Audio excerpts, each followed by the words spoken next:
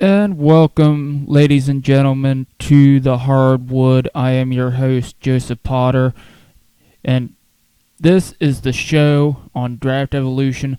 We go straight to the NBA, college basketball, all things basketball here on the Hardwood. And joining me today is TJ Trumaine Jenkins, the basketball guru himself, coming in here looking at the NBA Finals. TJ, it's Golden State, it's Cleveland once again. What can you tell us about how these guys got here and what they did to get to this point? Well, let's start with the Cleveland Cavaliers. We already know that LeBron James is a all-around player. We know that. We know he does whatever it takes to gets to where he with the mainstream of being in the NBA Finals. This man can pass. This man plays defense. Arguably, the funny thing is that gained a three-point shot. You already know that he's good in the post and he's good at driving. We can look at the stats for the playoffs for this year, and he had a higher stat in 3 points than any playoff that he has played in so far. Also having the Kyrie Irving and the team around him actually pushed the Cleveland Cavaliers to the NBA Finals again. And what can we say? What can we really say about Golden State? I think the fans already knew that Golden State was going to the finals again. I'm pretty sure with a dominant team of Kevin Durant, Steph Curry, Klay Thompson, Draymond Green. You really can't go wrong with that setup, especially having a Steve Kerr as a head coach to coach them the way that they need to be coached as far as working the perimeter and having a Kevin Durant be all around as well. This will be a finals that it will not be forgettable. This will be a great finals. Well, here's my take on it. We covered it a lot during the Draft Utopia podcast with Ryan, Kerm, myself, Chris, obviously, on Sunday. But what we come around here to is that I'm always going to come around to the fact that if people want to compare these teams to the great teams of yesteryear, they're going to have to come to the sore fact that these players, and I'm talking every single one of them, from LeBron on down, are not as good as what was back then. Not as good as what was in the 80s, or not as good as what was in the 90s.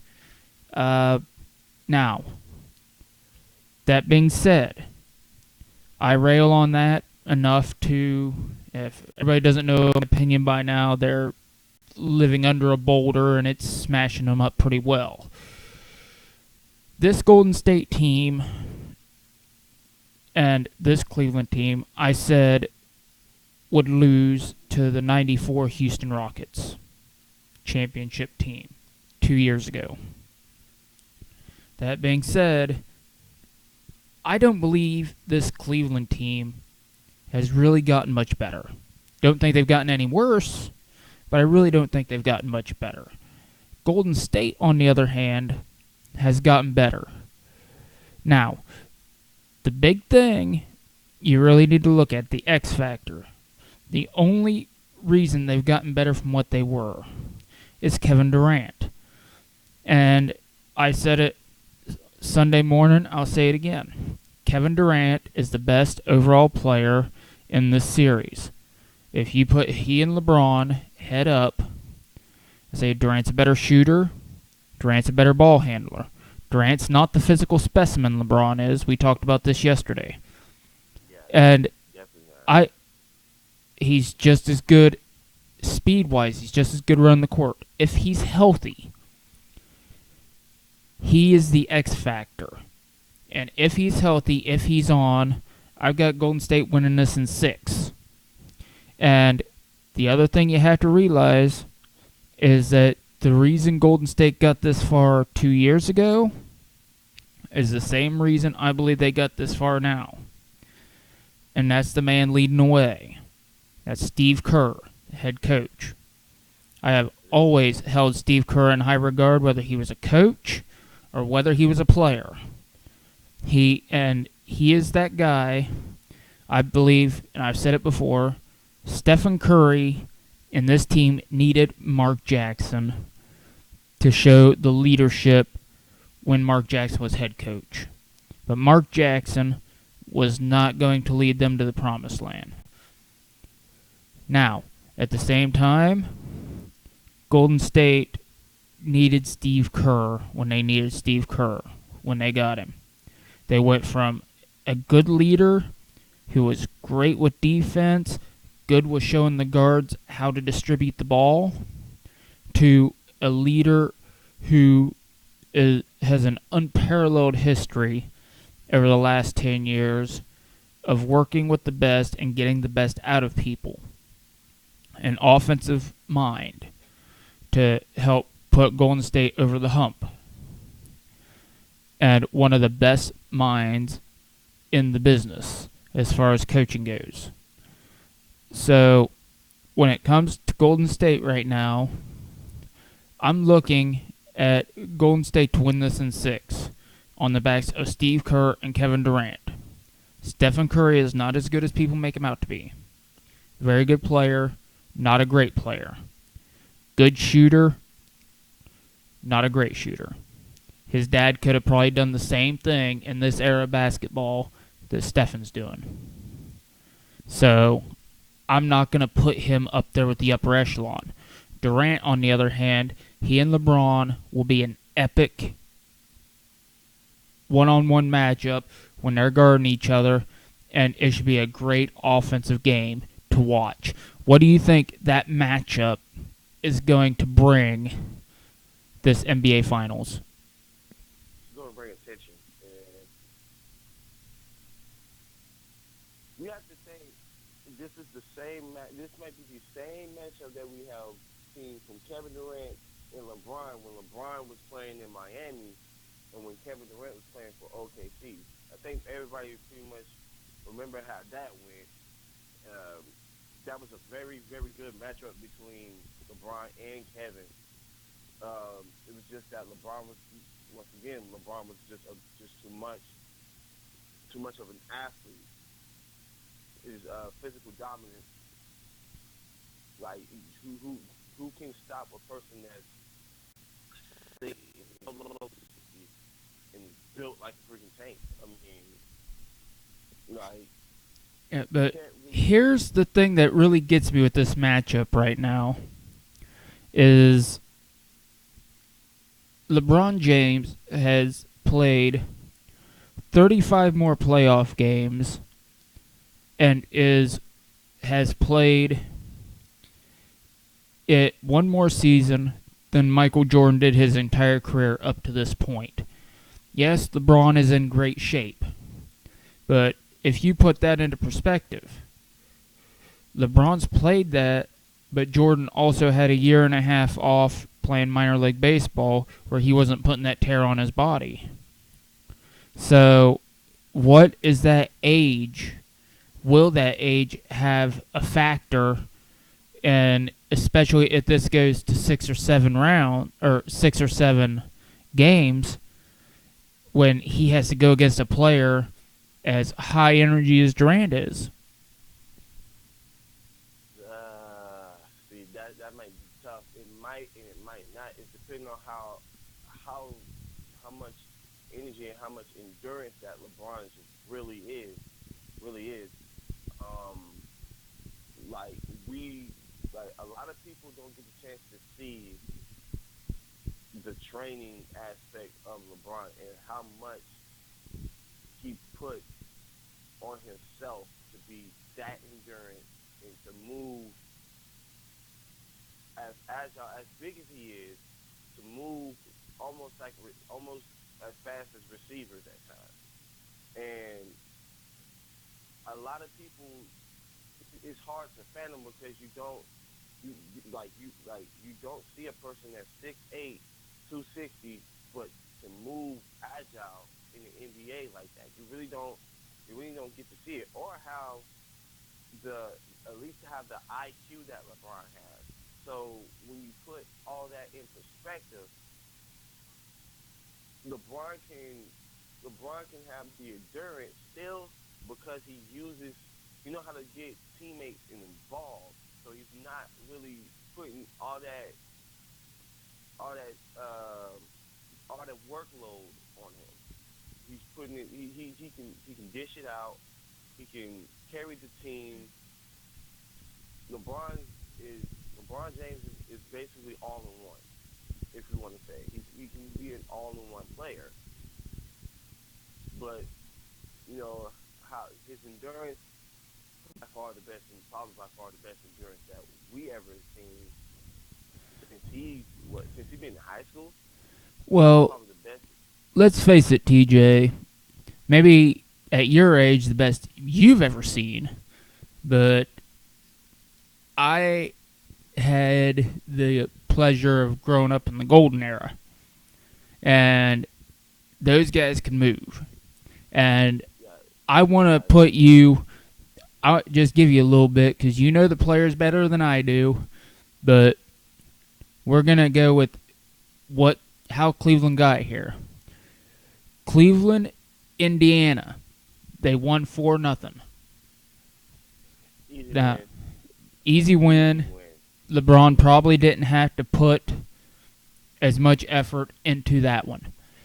The At all, actually. Yeah, so that I feel goes bad for Paul George, but straight into the whole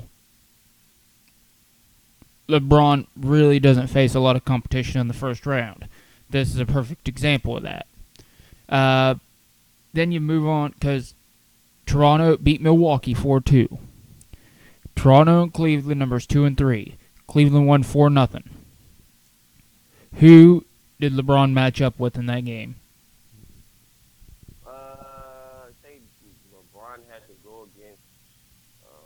I want to say DeMar DeRozan, but I mean, come on, let's face the fact. Like that Toronto team was not ready for that Cleveland team at any shape or form or physical form. It was not ready for that. It was not ready for Cleveland, and the reason why is because although you do have Kyle Lowry and Ibaka and Jonas and DeMar DeRozan,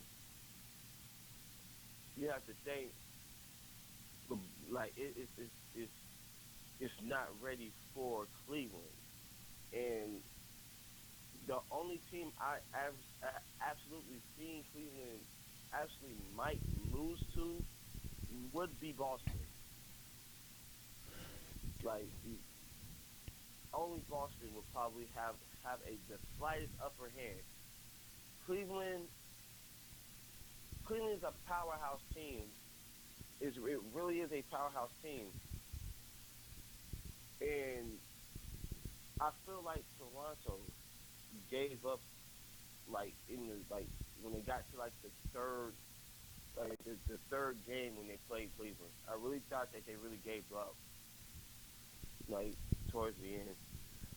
Well, Honestly, I want to look at it this way. Boston has been, I will give them all the credit in the world. I'm a Celtics fan, have been since well before you were born. I The figured. the thing is, Boston has done an amazing job because remember, they have been rebuilding for the last 3 or 4 years, but they have been able to stay extremely competitive while doing so. Not an easy thing to do in any era of basketball or any era of sports. No, And exactly. so, and LeBron, I saw a couple of the Boston Cleveland games. He didn't have an easy time with Boston. He might have got some of his stats. He might have looked good in a lot of times, but he didn't look like a dominant force against Boston. And let's face it, their small forward isn't exactly a world beater. Okay? Yeah. He's not exactly Reggie Lewis, Larry Bird, Paul Pierce. He's not on this huge megastar level. I mean, he's barely a star. So, at this point, you're looking at the only star Boston has as really being Isaiah Thomas. He's not guarding LeBron. And LeBron started to look like he was slowing down a little bit. So, what are they going to do when Golden State rolls in here, having swept Portland, having swept Utah, and quite frankly, I always say it doesn't matter what happens or who plays for them, as long as Greg Popovich is there. The West goes through the Spurs, and Kevin Durant and the Warriors just blew through the Spurs like they were standing still. So how is LeBron going to deal with Durant if he's not keeping up with Boston the way that he would have in previous years? Well, the biggest question, let me answer that question with another question. The thing is that we saw Cleveland from last year and this year, and we noticed it's one thing that we have all noticed about Cleveland, and that's their defense. They don't play the same defense that they played last year. So now you got to ask the question, how do you stop Golden State without playing the same defense that you were playing last year? LeBron can always have the defense set of mind ready, but if the team don't follow that lead, then it's going to be very hard. This is going to be very hard for them to win and beat Golden State, especially this Golden State. This Golden State is not the same Golden State. They can score from anywhere. They can really blow teams out within the third quarter if they wanted to. It's funny because you really don't. I guess people, I ain't gonna say a lot of people. Some people don't fathom how you can have four all-star teams. Like you have a Draymond, you have a Klay Thompson, you have a Steph Curry, you have Kevin Durant. Like all those people can have 30 points in a game. Well, that one's easy. It's let's face it. I like Golden State's front office.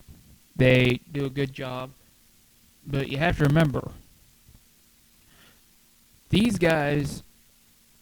Back in the day, I think Michael Jordan said it best. He said, I think he and Magic Johnson both said it. He said, I didn't want to play with these guys because I'm playing basketball to be the best. Magic Johnson said, I don't want to play with Larry Bird. Michael Jordan said, I don't want to play with Magic Johnson because we're playing them. We want to beat them. We want to be the best, and we can't be the best unless we beat them.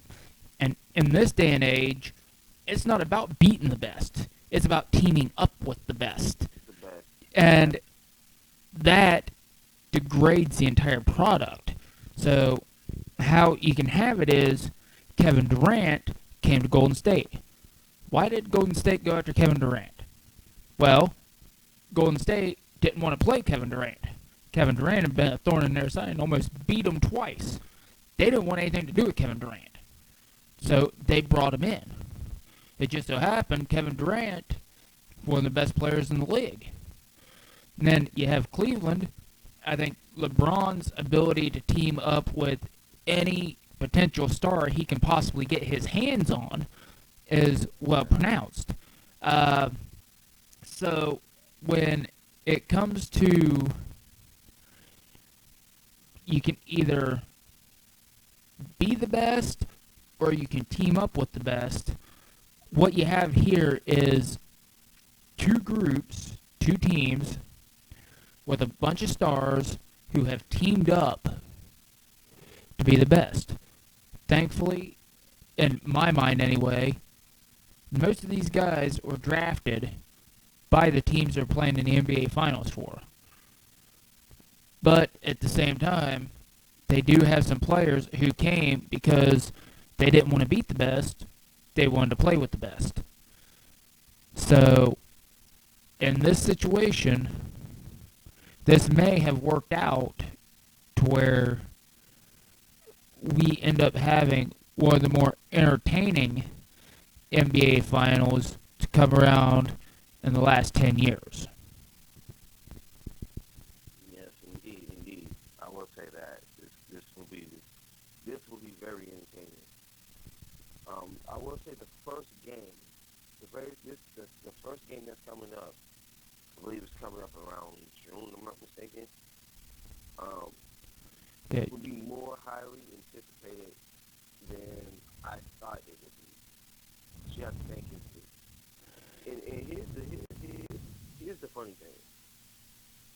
I don't even have Kevin Durant as an X factor. My X factor is really between Draymond Green and Klay Thompson. So if they can find a way, this is the only problem Golden State have. If they can find a way to have Steph 30, Kevin Durant 30, and they can find a way to get Klay Thompson at least 20, Golden State will win. Because that's too much. It's too much offense. It's way too much offense. Yeah, and what is your prediction going in? I've got Golden State in 6. What do you have?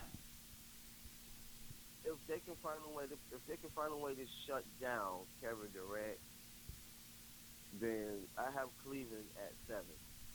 Okay, you got Cleveland in 7. I got Golden State in 6.